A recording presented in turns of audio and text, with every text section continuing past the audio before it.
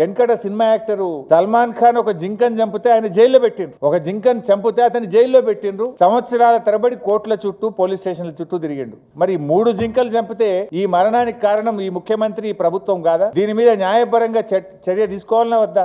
Section 29 wild life act ప్రకారంగా ఒక జింక గాని ఒక ఎనిమల్ వైల్డ్ లైఫ్ ఎనిమల్ ఏదైనా చనిపోతే 7 సంవత్సరాల శిక్ష వేయాలని చట్టం చెప్తా ఉంది. ఇంత స్పష్టంగా మీరు ఇవాళ ప్రకృతిని విధ్వంసం చేసి చెట్లను నరికివేసి ఇలా మూగజీవాల విధ్వంసానికి పాల్పడి 3 జింకలు చనిపోవడానికి ఇలా బాధ్యత రాష్ట్ర ప్రభుత్వందా కాదా?